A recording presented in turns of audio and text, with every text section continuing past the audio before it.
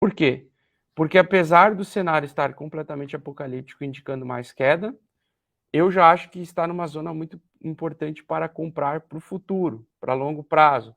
É aquela oportunidade que eu chamo de oportunidade de ouro, que é aquela oportunidade de você comprar na depressão do mercado. Então o mercado todo está deprimido, está todo mundo em choque. Amor, o que está acontecendo com o mercado cripto, meu Deus? Está todo mundo assim. E aí você vai lá bem pleno e fala, foda-se. Então, essa é a fase da depressão que separa os homens dos guris aqui, porque aqui não dá coragem de sair comprando, né? Tu olha pro gráfico, tu fala, não tá legal. Não sei se eu vou botar minhas economias aqui, não. Então, quando você olha o gráfico e ele tá desse jeito, assim, meio cabuloso, e você não tem vontade, né? Você sabe que pode até fazer bem você comprar agora, mas você não tem vontade. É que nem ir na academia sem vontade. Sabe que a academia ela te ajuda muito para tua saúde.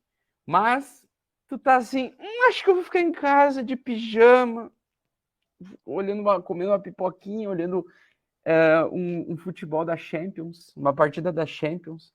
Tá frio, tá frio, tá? Eu mereço, eu trabalhei demais, então eu mereço ficar em casa. Não vou lá me esforçar na academia. Foda-se a academia.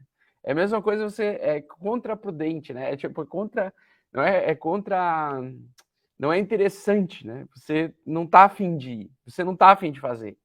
Mas realmente essa hora é uma hora interessante. Pois bem, então o Bitcoin está na batalha de encontrar um fundo, na minha opinião, que pode acontecer em breve. Ethereum da massa na mesma situação, tá? Na mesma situação. O que é mais importante do que o gráfico de 1 hora? O gráfico de 4 horas. Então, se vocês prestarem atenção, o gráfico de 4 horas ainda não surgiu uma barra interessante. Ela ameaçou até surgir aqui nos $2.200, mas não apareceu, não conseguiu manter. Mas ela está aparecendo agora uma pequena barrinha de esperança aqui com um volume fora do normal.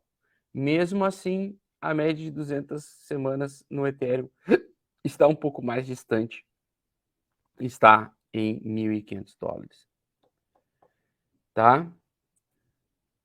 Cara, essa barra aqui, ó, essa barra aqui é uma barra que ela quer tentar o mercado começar a segurar. Então prestem atenção se na primeira barra diária, tá? Porque a primeira barra diária que surgir, conseguindo romper a máxima do dia anterior, vai ser a barra de formação de fundo do Ethereum e do Bitcoin, tá? Porque as barras do gráfico de 1 hora, elas só mostram que a força está perdendo, né? A força vendedora está perdendo um pouco a tendência vendedora nas últimas horas, né? Então, por exemplo, no caso do Ethereum também, as barras eram tímidas, barrinhas tímidas. Quando surge a barra vermelha, barra maior, pressão vendedora, beleza? Aqui ela já começou a batalhar por tentar manter o preço nessa faixa, nessa zona de preço de 2.300, $2.400. Então, acho que no curto prazo o preço volta para essa região, antes de continuar o movimento. E aqui nós temos continuação de tendência forte de baixa, mas já aparecendo um pouquinho mais de barras verdes, tá? Então, as barrinhas verdes um pouco maiores e surgindo com mais frequência. Então, mercado comprador querendo estabelecer um ponto de equilíbrio ali. No S&P 500 não tem nada disso, tá? O S&P 500 é queda infinita. Então, o S&P 500 ainda levando os mercados para as zonas de mais baixa. Por conta disso, sim, o BTC e o Ethereum em algum momento vão se descolar do S&P 500, na minha opinião. Então, em algum momento, durante essas quedas, o mercado cripto como um todo vai entender que é uma região de uma zona de preço muito interessante para comprar. E talvez no S&P 500 continue derretendo. Então, existem essas distorções, essas diferenças. Os gráficos eles não andam exatamente iguais. Eles andam semelhantes no sentido que, quando o S&P 500 tem derretimento, o BTC também derrete. Porém, como vale lembrar, que o derretimento ele geralmente acontece em ondas.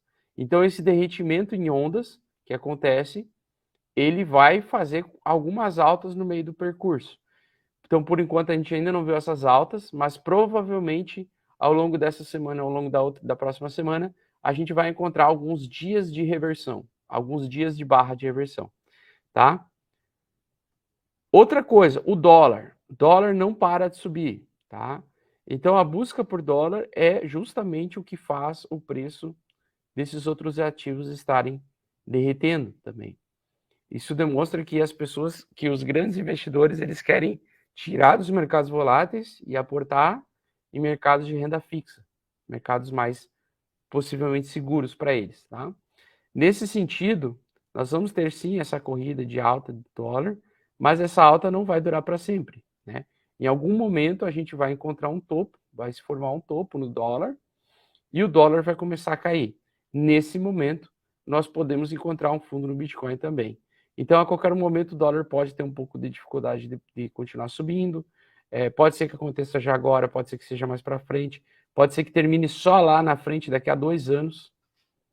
Se ele voltar ao topo anterior, se o dólar voltar ao topo anterior, vai ser 2 anos de alta. Tá?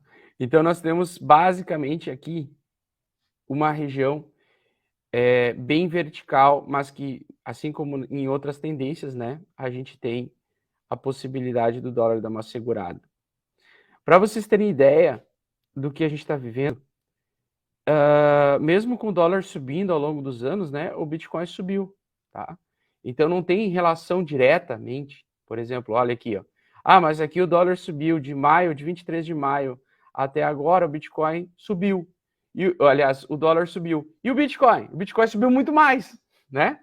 Então não significa, elas podem estar agora, esses dois gráficos podem estar associados agora, temporariamente, à busca de liquidez por dólar, e isso está empurrando um pouco o preço do Bitcoin, porque o Bitcoin não tem muito interesse comprador agora, demanda compradora, mas à medida que o Bitcoin cai, vai chegar um determinado período ou preço, e que as pessoas vão falar, opa, agora é o valor que está muito barato, agora eu vou comprar.